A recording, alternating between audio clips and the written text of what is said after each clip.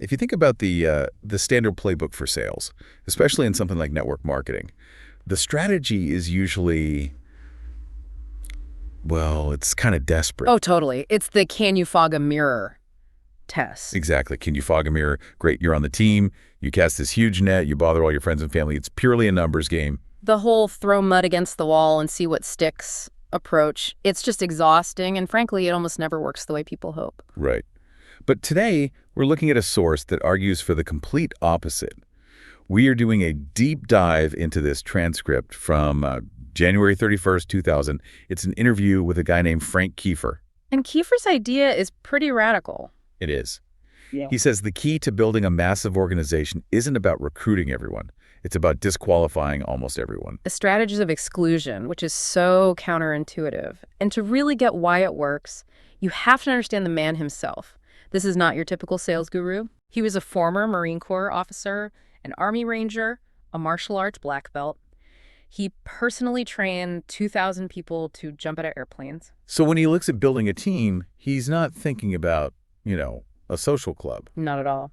He sees a special ops unit. He brings this life or death intensity to an industry that most people treat like a hobby. And his backstory is even grittier than that, right? Oh, yeah. He became a war orphan at 15. He had to fight for everything he ever got. And he was making $250,000 a year by his mid-20s.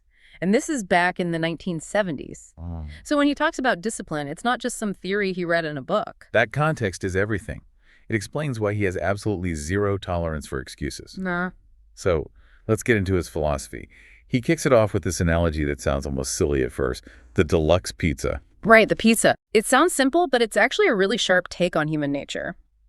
Kiefer says, okay, imagine you walk into a pizza place. Yeah. You can get the plain cheese pizza for $4. It's cheap, it's easy, it gets the job done. Okay. Or you can get the deluxe pizza with everything on it for $12. And the deluxe, in this metaphor, is the dream. It's financial independence, time with your family, all of that. Exactly. And his point is that everyone comes in saying they want the deluxe. Oh, yeah, I want the freedom, I want the big income.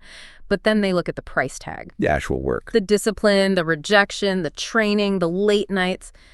And they try to haggle. They want the $12 pizza for the $4 price. They're looking for the shortcut. But isn't that just human nature? I mean, everybody wants a deal. Maybe when you're buying a TV. But in building a business, Kiefer says it's a fatal flaw. He argues the fastest way to get the deluxe pizza is just to pay the full price right from the start. No hacks. No hacks. But because the barrier to entry in his industry is so low, you just buy a kit or something, people treat it like it's not serious. So he flips the script. He asks, if you invested $200,000 in a storefront, would you hire the first person who walked in just because they had a pulse? Of course not. You'd go broke. Yeah. You'd interview them. You'd check their references. Yeah. You'd want to know if they were actually competent. Precisely. So Kiefer runs his business like he's hiring for a $100,000 a year executive job. He calls it replacing quantity with quality. He'd rather have 5 killers people with that Ranger mindset than 500 people who are just kind of dabbling. I get the logic, but I have to play devil's advocate here for a second. Yeah. If you're in a commission-based business, you need bodies, you need volume. Being that picky, it feels like you're leaving a lot of money on the table. You would think so. Doesn't that kind of arrogance just push people away? It does the opposite, actually. It triggers this very specific psychological mechanism, and it all comes down to a concept he calls posture. Posture. And the core of posture is something he calls the cookie. The cookie. It sounds like something you'd use with a toddler. It's exactly like that. Think about it. You have a cookie. A little kid wants the cookie. If you chase that kid around the house trying to force them to eat it, begging them, what does the kid do? They run. They think something's wrong with the cookie or that you're just weird. Exactly. But what if you just sit on the couch, start eating the cookie yourself, and totally ignore them? Oh, they're all over you. They're climbing on your lap, begging for a piece. That's the dynamic. Kiefer's whole philosophy is that you have the cookie, the opportunity that can change their life. The second you try to convince them to take it, you devalue it. You're signaling that you need them more than they need you. And in any negotiation, the person who needs the deal less holds all the power. So it's all about leverage. It's about creating a fear of loss. And this is a really critical point he makes. He says, you can't motivate people. Motivation has to come from inside. You can't, blow air into a balloon that's got a hole in it. Right. But what you can do is tap into their fear of missing out. If you act like your success is a foregone conclusion, like you're on a train that's leaving the station with or without them, suddenly they stop judging the opportunity. And they start trying to get on the train. They start auditioning for a seat. That is such a mental shift. Most people in sales operate from a place of, like, please like me, please buy my thing. Kiefer's just saying, look, I'm not here to convince you of anything. I'm in the information dispensing business. And that very detachment is what makes it so attractive. It's the scarcity principle. We all want what we can't easily have. Okay, but how do you actually do this in a conversation? Yeah. You can't just walk up to someone and be arrogant. Right? You can't just say, my opportunity is amazing, now beg me for it. No, of course not. It has to be tactical. And Kiefer has the specific script he uses, what he calls the third-party approach. It's designed to be a psychological buffer. A buffer. So he never, ever asks someone directly, hey, do you want to look at my business? Because that puts their guard up immediately. Yeah. The salesman alarm goes off. Right. Instead, he asks something like this. Do you know anybody that would like to be their own boss, spend more time with their family, and earn unlimited income? Do you know anybody? It's a deflection. And it protects everyone's ego. First, it lowers their defenses because you're not putting them on the spot. You're just asking for a refusal, for help, basically. And second, it protects your ego. If they say, no, I don't know anyone, they're not rejecting you. They just don't know anybody. No big deal. But we all know what happens next. If I ask you, hey, do you know anyone who'd like to make an extra $5,000 a month? My first thought is, well, I would. So the prospect almost always asks, well, what is it? Or what about me? And that's the trap. That's the trap. The second they ask, what is it? The entire power dynamic has flipped. They started the sales process, not you. You're now just answering their question. You kept the cookie. So they take the bait. They ask, what is it? Now, the average person would just vomit the entire sales pitch right there. It's this. It's amazing. Here's the brochure. Sign here. And Kiefer does the complete opposite. This is where he really separates himself. He puts them into what he calls the gauntlet. The gauntlet. He doesn't sign them up. He makes them go through a multi-stage interview process. First interview, second interview. He even wants to meet their spouse. A whole probationary period. For a job that's commission only, that takes some serious nerve. It takes posture. And in that first meeting, he's not even talking about product features or compensation plans. He's digging for one thing, pain. Pain. I mean, that sounds a little manipulative. He would say it's diagnostic. He believed that pain stimulates the thought process. People don't make big changes when they're comfortable. They change when the pain of their current situation becomes unbearable. When staying the same is harder than changing. Exactly. So he asks these probing questions to make them confront the reality of their situation.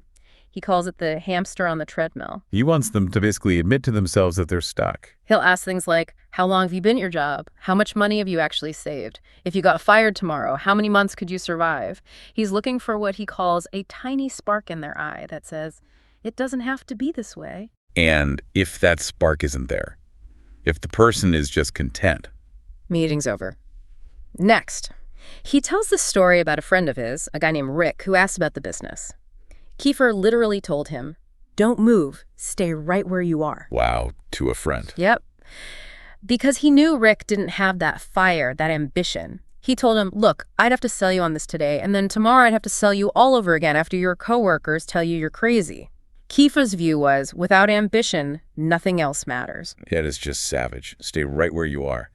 But I suppose it saves everyone a lot of wasted time in the end. It does. And if they do pass that ambition check, then he insists on a second interview, and their spouse has to be there. He refuses to sign anyone up unless their husband or wife is in the room. To avoid that thing where they go home all excited, and then their partner shoots the whole idea down. Exactly. He calls it the Ralph Cramden treatment. Kiefer wanted to control that first impression, and he'd use a two-on-one approach for that meeting, bringing one of his successful partners to add credibility. Okay, but what if the prospect pushes back? If they say, this is crazy, why do I need multiple interviews just to sell some stuff? Oh, that's my favorite part. He hits them with this baseball analogy. He says, you're looking for a sandlot ball team. I'm looking for a World Series team. Oof. It's such a powerful frame, isn't it? He's basically saying, if you just want to mess around, this isn't for you. But if you want to win championships, you follow my process. It immediately filters out the uncommitted and attracts the high achievers. You do have to wonder, though, why be so incredibly rigid? I mean, is it just an ego thing? Is he a control freak? You'd think that, but no. And this is where the transcript takes a really serious turn. It turns out Kiefer wasn't just being a tough guy for the sake of it. He was operating on a deadline. A deadline? What do you mean? He reveals a very short time to live. Oh, wow. He calls his survival a medical miracle, but having that diagnosis completely rewired his approach to business. The clock was literally ticking the whole time. Right. He realized if he built a team of followers, people who needed him to motivate them, to hold their hand, that income stream would die the day he did. And he had to provide for his wife, Gingy. He needed to build an organization that was, in his words, bulletproof and self-reliant. That explains the insane discipline. He couldn't afford to carry dead weight because he knew he might not be there to carry it for very long. Exactly right. He needed to find and develop independent leaders, not dependents. And that personal urgency led to one of the most, I think, controversial but brilliant policies in his whole system. What's that? The buyback rule. Okay, walk me through this, because when I read it, I had to read it twice. It sounds incredibly risky for the person doing the recruiting. It is. The rule in his organization was simple.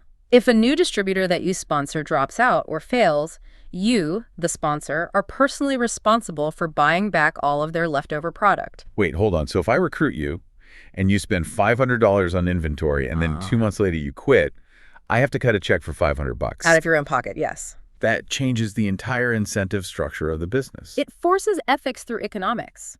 Think about it. If you know you're going to lose money if your recruit fails, you're going to be unbelievably careful about who you bring on board. Yeah, you're not going to pressure your broke cousin into buying a starter kit just so you can hit your monthly quota. Because if they wash out, you're the one paying for it. And once they are on your team, are you going to just ignore them? No way. You're going to train them, mentor them. You're going to do everything you can to make sure they succeed because your own wallet is on the line. It creates this culture of radical accountability. Kiefer's whole mission was to professionalize the industry. He hated that image of just, cold calling from the phone book. He wanted selective sponsoring to make the business legitimate. And making sponsors financially liable for their recruits. That pretty much guarantees only the deluxe pizza players even get in the door. It's amazing, isn't it? He took an industry known for being so loose and chaotic and applied this rigid, almost military-grade structure to it. And it worked. It worked incredibly well. His organization produced more six-figure earners than pretty much anyone else at the time. Because when you treat your business like a profession, you attract professionals. So let's bring this all back to someone listening right now. Maybe you're not in network marketing. Maybe you sell software. You're a freelancer trying to land clients. What's the universal lesson here? I think the lesson is all about perceived value. We teach other people how to treat us and our opportunities. If you're always available, always desperate for the sale, always bending over backwards, you're signaling that your time and your offer have low value. You're the cheese pizza. You're just a commodity. Exactly. But if you have posture, if you set clear boundaries, if you vet people, if you are genuinely willing to walk away from a bad fit, then you become the price. That was Kiefer's genius, realizing that the most powerful negotiating position is the ability to say, I don't need this deal. Even if you do, deep down, you have to operate from the mindset that what you're offering is a gift. The client isn't doing you a favor, you're doing them one. That's a huge mental shift. I think you mentioned doing mental replays, practicing that attitude until it feels real. It takes practice, for sure. But once it clicks, it changes every single interaction you have. You stop chasing business and you start attracting it. The most powerful part of that whole interview for me is the question he asks everyone. It's his ultimate filter, but it's really a question for all of us. What do you really want to do with your life? It sounds so simple, but he meant it. And if you have an answer to that, his follow-up question is, are you willing to endure the pain required to get the deluxe version of that life? Or are you just going to settle for the plain cheese pizza because it's $4 and it's easy? That's the question to end on. Are you building a World Series team, or are you just playing in the sandlot? Something for you to think about this week. Thanks for diving in with us. See you next time.